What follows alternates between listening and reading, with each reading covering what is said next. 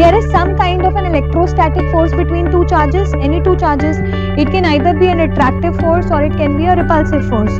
This force is directly proportional to the product of these two charges. So that means force is directly proportional to Q1 and it is also directly proportional to Q2. Q1 into Q2. So what we have, we also see that if R is the distance between these two charges, it is inversely proportional to the square of the distance between these two charges. But before we begin, visit कीजिए iitwalebaba.com पे। यहाँ से आप physics और maths के hand written note purchase कर सकते हैं अपने बोर्ड, जेई, बिटसेट या फिर किसी भी इंजीनियरिंग कॉम्पिटिटिव एग्जाम की प्रिपरेशन के लिए बहुत ही कम प्राइजेस में। डाउनलोड कीजिए IIT वाले Baba app from Google play store और WhatsApp on us 7974122749 for more information.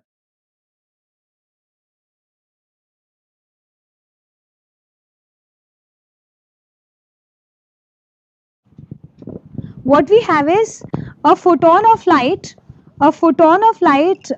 of wavelength 400 nanometer falls on a metal surface. I repeat, a photon of light 400 nanometers falls on the metal surface. So this belongs to what? The incident radiation or EI? Incident radiation. So what we have is lambda is given to us as 400 nanometers. Now, as a result, photoelectrons are ejected. Photoelectrons are ejected with the velocity. That means velocity for the photoelectrons which are ejected means kinetic energy possesses a velocity of the electrons as 6.4 into 10 to the power 5 meter per second. First question is, what is the kinetic energy? Very simple. You don't have to do anything in kinetic energy. What is your kinetic energy? Half mv square. What is your m? 9.31 into 10 power minus 31 kilograms. And you have your velocity as 6.4 into 10 to the power 5, the whole square of that. So that will be giving you the kinetic energy. And the next question is, calculate the work function. Very simple. Work function. Your total energy will be equal to kinetic energy plus your work function. Work function, say W naught. Alright. Kinetic energy you will have calculated from 1. And this energy will be equal to what? Hc by lambda. If you want, you can calculate Hc by lambda directly, where lambda is given to you as 400 and you can remember this value as 6.626 into 10 to the power minus 34 and C is your 3 into 10 to the power 8. So you can actually remember the total up value also. For the numericals, please remember the total value itself so that you do it quickly. What will that be? Let's solve it here. 18, 3 to the 6, 7, right? 3 6 are 18, 1 and 3 6 are 18, 1, 19.878. So you will have into 10 to the power minus 9. Yes, yes. Please have the SI units intact in your numericals. So in this case, what will you have? You will have either, or there is a shortcut also. This involves the calculations of the powers sometimes. What was the easy way of calculating EI?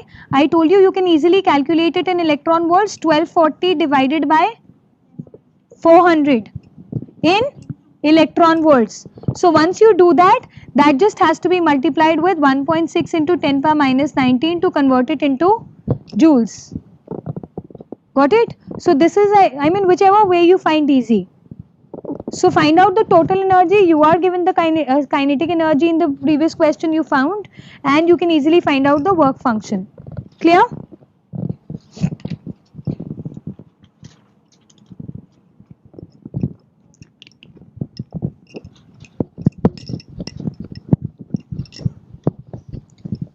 Next we come on to the Bohr's model.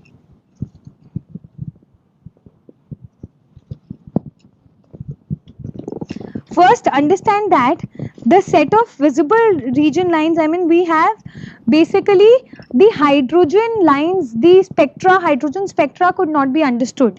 And hydrogen spectra has a series of five series of different lines in the spectra. Those series are, I'll tell you, those series are like You have Lyman, Balmer, Bastian, Brackett,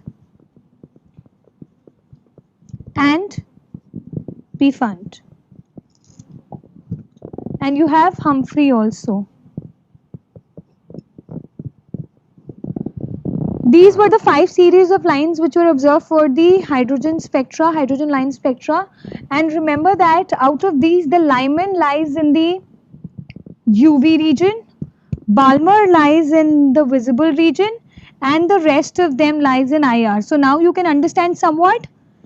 We had done the electromagnetic spectrum, cosmic rays, X-rays, cosmic gamma, X-rays, UV, visible, IR, and then you had microwaves and radio waves. So in this, just understand that you get a series of lines which are like in this order. So you can see that order is like the least wavelength and the highest wavelength.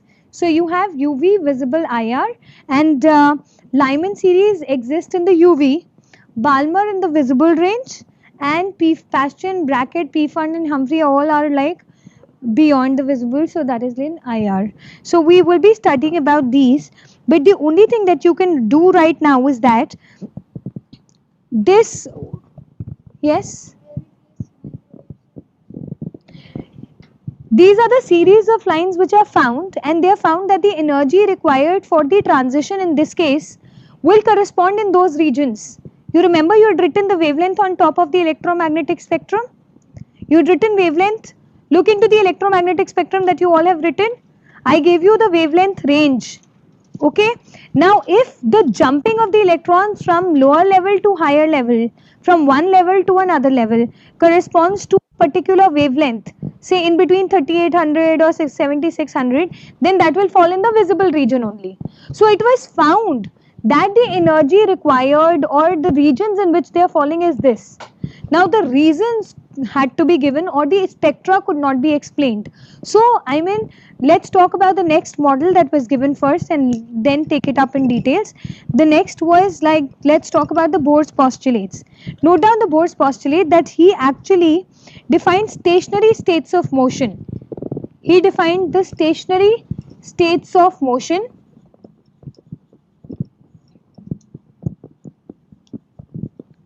which are known as the energy levels or sometimes called orbits also, which are known as the energy levels. So he talked about the stationary states.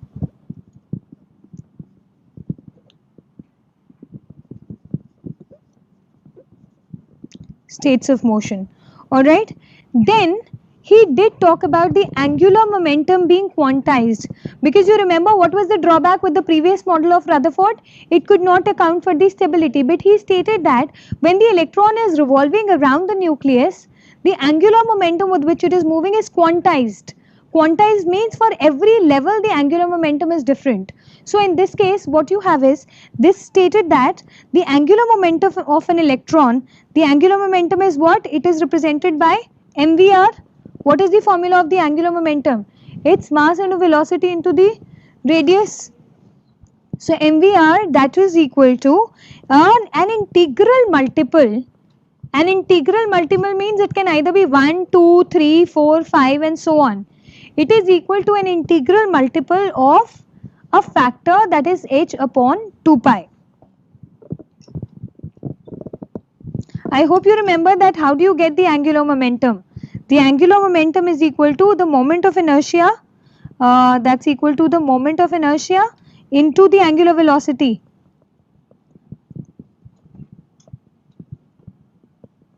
Now what is your moment of inertia? That is equal to mr square, and what is your angular velocity? That is v by r. So here in this case you get the formula as mvr. This is like something that you must have done before. So we're just talking about it, that Bohr stated that the angular momentum of the electron is quantized. So you get that he was also referring to the concept of quantization. Bohr was also referring to the concept of quantization. Okay, and then he also stated that now Bohr, what was the difference in Bohr's model? He talked about a nucleus, he talked about the orbits around the nucleus, and he actually stated that the angular momentum is quantized. So the electron will keep moving with that angular momentum, which is like the quantized angular momentum. So unless and until it jumps, there will be no change in the energy at all. Another thing that he stated was that as long as the electron is sitting on one orbit or one stationary state, that's energy level, it will neither emit nor absorb energy on its own. It will not do any kind of a change unless and until there is a transition that takes place. When it needs to jump from a lower to a higher level, you know it will absorb, and when it jumps from a higher to a lower level, you know it will emit out energy. Okay, and then after that you can just mention a point here that there will be the energy difference. The energy required to jump from one level to another level will be nothing but the difference in the energies of those two levels. Say if I want to make the electron jump from one level to another level, the difference between the two energy levels will give me the energy that is required. Simply, if I want to make it jump from this level to this level, I'll find out the energy of this level, I'll find out the energy of this level, and the difference of these two energies will be the energy. So it is not the concept of like the threshold frequency that you provide a little bit extra or a little bit less. So here in this case, you will actually find out the difference between these two energies, and that difference in energies will be a product, will be an integral multiple of the quanta. Getting the point? The energy required for an electron to jump from one level to another level will be the difference in the two energy levels. Say if supposedly there was another energy level, E3. So if I want to make the electron jump from E1 to E3, what will be your delta E? It will be E3 minus E1. This is easily understandable.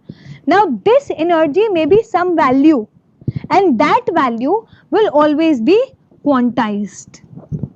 That value will also be always quantized. That means some integral multiple of the quanta.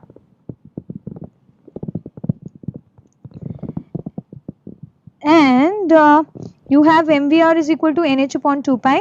You can also note down here the velocity of the Bohr's, the velocity of an electron. I am straight away giving you the formulae so that you can remember them for the numericals. Velocity of an electron in Bohr's orbit, that is given by 2.18 into 10 to the power 6 z upon n meter per second. Otherwise the formula is 2 pi k into k z e square divided by nh, where k is equal to 1 upon 4 pi epsilon naught. Just look up. This formula can be easily memorized. What is the velocity of an electron? That's 2.18 into 10 to the power 6 z upon n.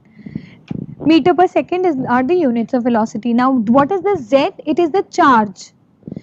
It is the charge of the atom that you are talking about. For hydrogen, what is the charge? 1. For helium, it will be 2, and so on. So this z refers to the charge. N refers to the nth level. Whether you are talking about the first level, second level, third level, first orbit, second orbit, third orbit. So n refers to that number. And otherwise the formula is 2 pi k into ze square upon nh. Now let me just explain. Pi is a constant, you all know. This k is equal to 1 upon 4 pi epsilon naught. And z is again the charge. E square you know is your charge on an electron. N is that quantized number that we are talking about, and h is the Planck's constant. So z by n is like the factor. All the rest of them are a constant. So that has been clubbed together to calculate 2.18 into 10 to the power 6. And one concept that was used to calculate this velocity, if you can get it, please lend me your ears here. One law that has been used, one is like the quantization of the angular momentum that we have used. Another law, if you can just understand, is like the Coulomb's law. This you will be doing in electrostatics and physics next year. But then if you can understand it right now, Coulomb's law talks about the force that is acting between any two charges. Say I have two charges, Q1 and Q2. If I have two charges, then the force that is acting in between these two charges, it will be either attractive force, repulsive force, or whatever force, will be directly proportional to the product of these two charges and inversely proportional to the square of the distance between them. Okay, and when you remove this proportionality sign, you will introduce a proportionality constant, and that is equal to 1 upon 4 pi epsilon naught, which is termed as K here. 1 upon 4 pi epsilon naught. And you have here, because you are talking about E and the other is also E. In chemistry, we are like focusing on the electron majorly. So you have one charge also as E and the other charge also as E. So in that case, we just take it as E square, and then they're like compared, and then finally we arrive at it. So I'm not going into the derivation, but just giving you that Coulomb's law was also used to calculate this. Another important term which is important here is the radius of nth orbit. The radius of nth Bohr's orbit, and that is equal to 0.529 into 10 to the power minus 10 n square upon z square meter. The radius of the nth Bohr's orbit, the radius of the nth Bohr orbit is 0.529 into 0.529 into 10 power minus 10 n square upon z square,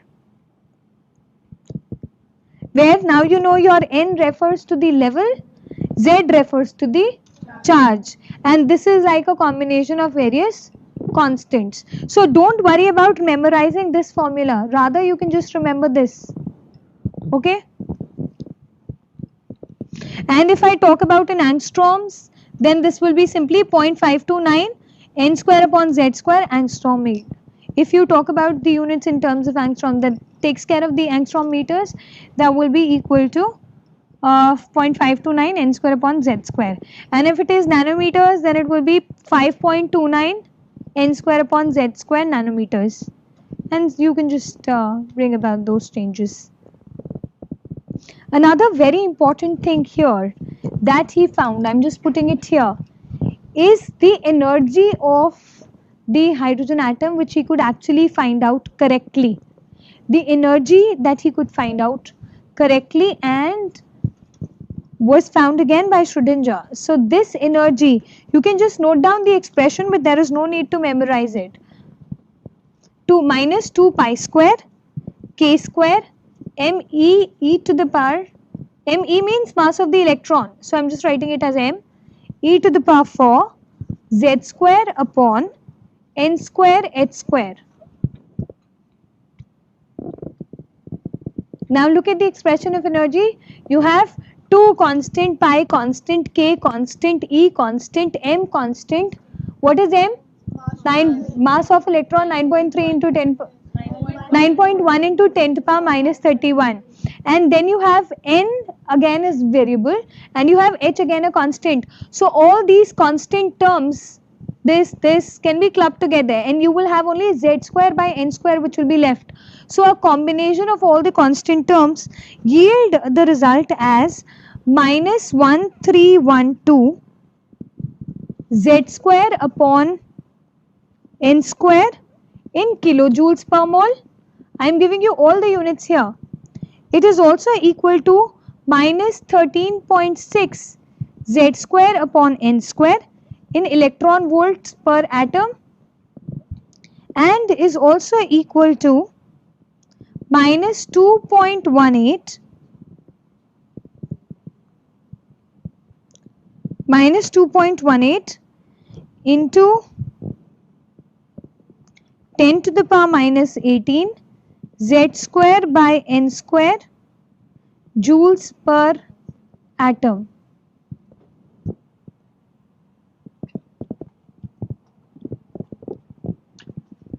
Now look carefully here.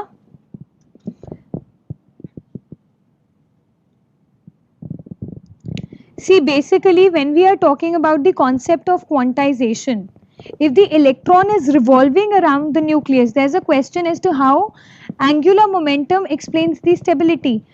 Rutherford had a problem that he could not explain the stability, because as the electron is revolving around the nucleus, it will keep on shedding its energy, and ultimately what will it do? It will collapse. But that doesn't happen. All the atoms we see, all the things that we see around are stable enough. So that stability had to be explained. So when Bohr introduced the quantum model, he stated that first of all there are specific orbits. Okay, so one thing that he actually stated and just ruled out the any kind of a drawback that somebody else may pinpoint is, like, he stated that we are talking about specific orbits. Those were called the stationary states. Stationary states means that you have a particular fixed orbit.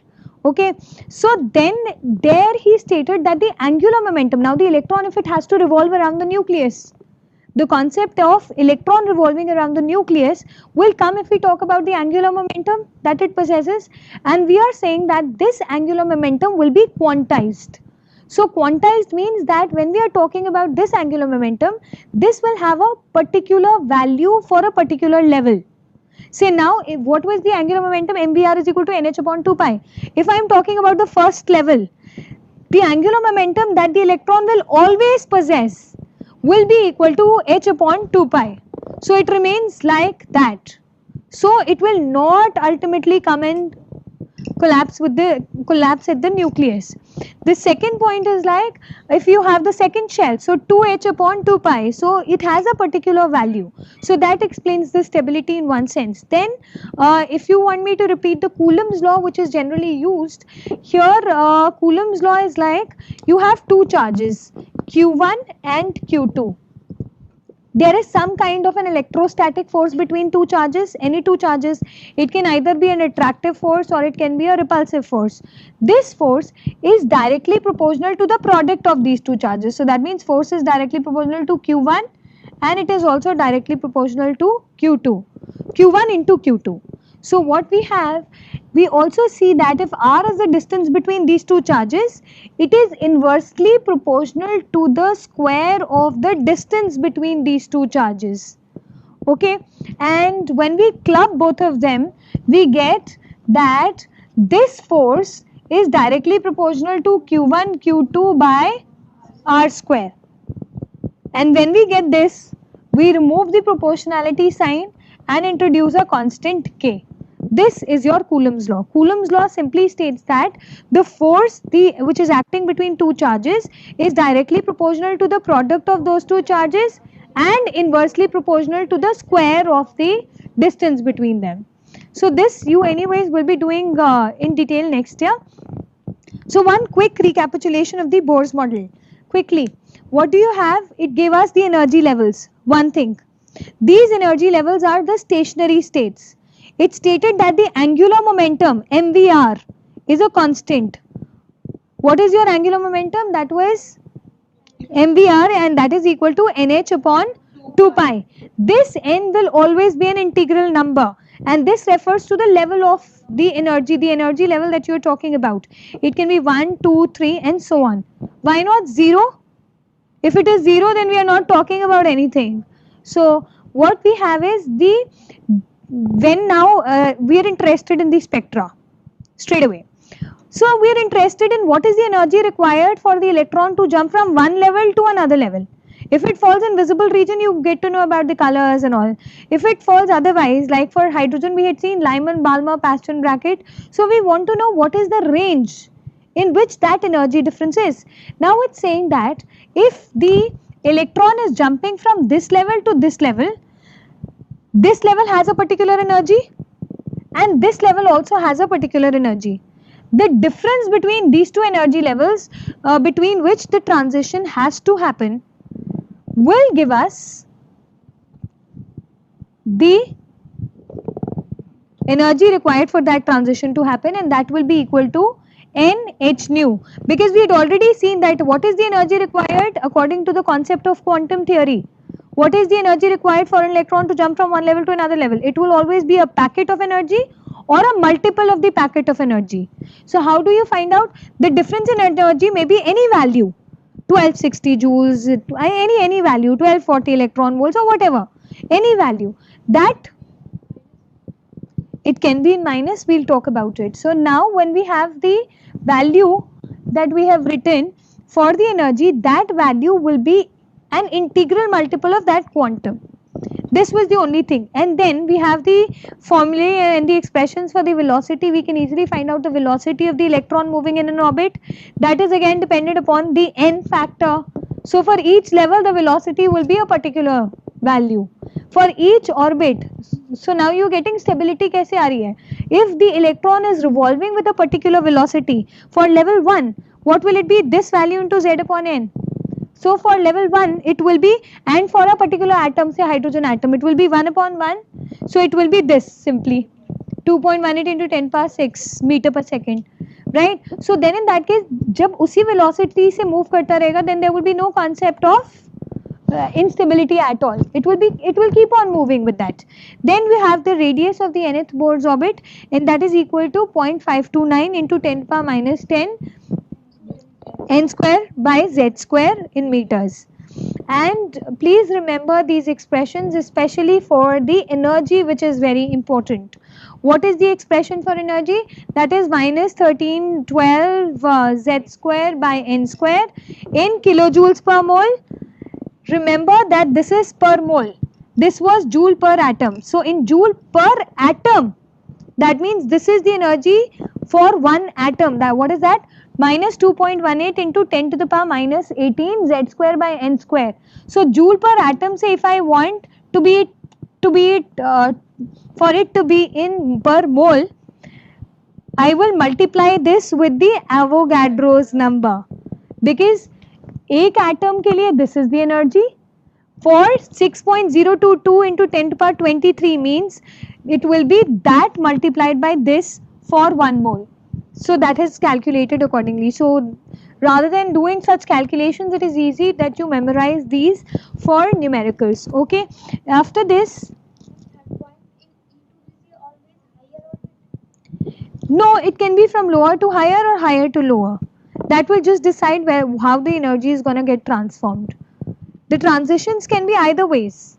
That is why you can either have an absorption spectroscopy or an emission spectroscopy. Okay.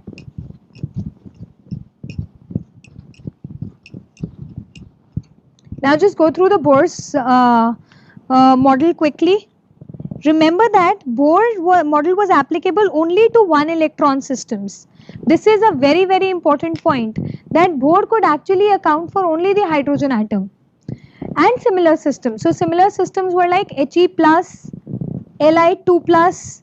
So in sab ka bhi explanation Bohr could give. Why? Because all these are one electron system. He has 2 electrons, so He plus will have 1 electron. Li has 3, Li2 plus will have 1. So Bohr model was applicable to one electron systems. And what are the one electron systems? You have the hydrogen atom, He plus, Li2 plus, and so on. Okay, take a question from the Bohr's model quickly. And the question is, determine the frequency of revolution. You have to determine the frequency of revolution of electron in second Bohr's orbit in hydrogen atom. Frequency of, you have to talk about the frequency of revolution of electron in second Bohr's orbit in hydrogen atom. Hydrogen atom means Z is equal to 1. Now you have to find out the frequency. One thing, all the formulae that you know, frequency is also inverse of time period. You remember? Frequency is also, so this is like kind of a different question, that is equal to 1 upon time period. And what is your time period equal to? Your time period is equal to the total distance covered in one revolution. It is, what is time? Distance upon velocity in this case. So what is the distance that is covered by the electron? You tell me. If this is r, and it's moving with velocity. So the distance will be equal to 2 pi r, and what will be the velocity? Let's take it as v. So therefore your frequency will be equal to v upon 2 pi r. Okay. Now we have to tell the frequency in revolution.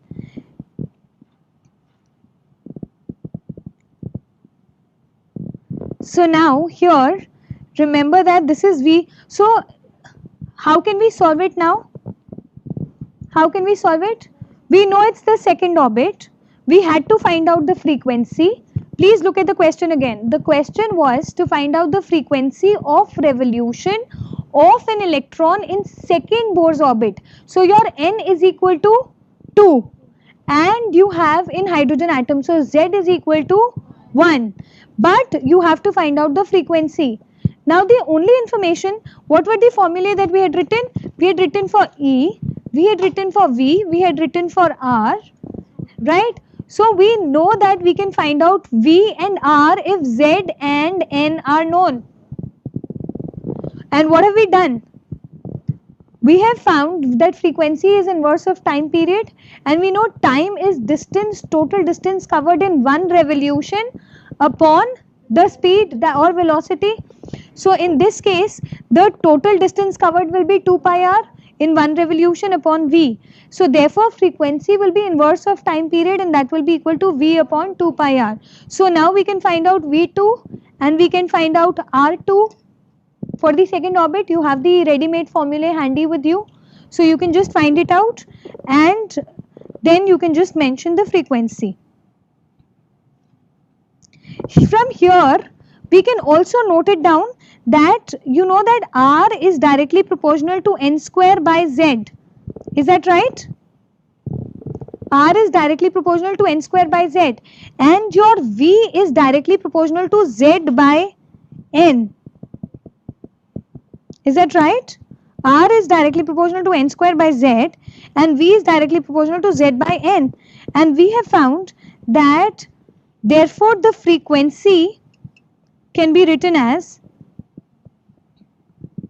or the time period is dependent upon r upon v, so that will be directly proportional to n cube by z square.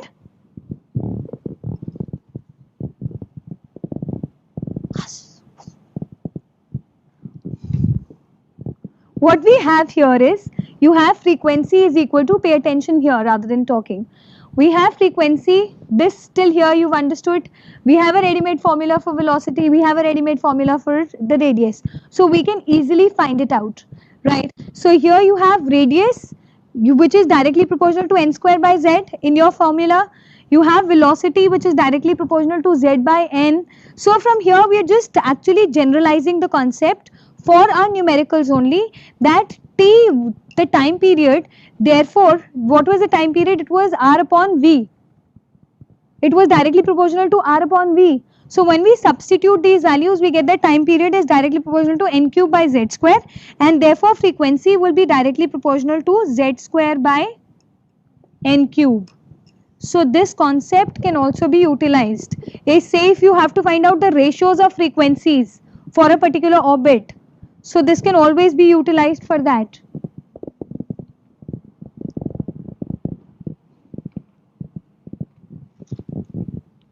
Okay, now there was a question that can we have the energy as negative, and if at all, then why?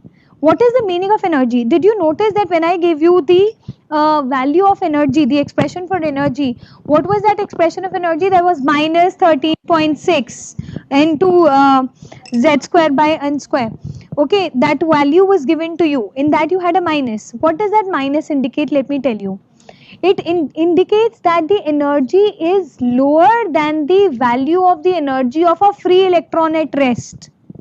Okay, it just states that the value of energy for an electron, free electron, now outside the atom also an electron if it exists, then the value of energy of that electron is 0. The moment that electron comes into a bound state in an atom, then in that case the energy gets lowered. That means it leads to stability only. One thing is that. Another thing is sometimes you have the energies showing a negative or a positive.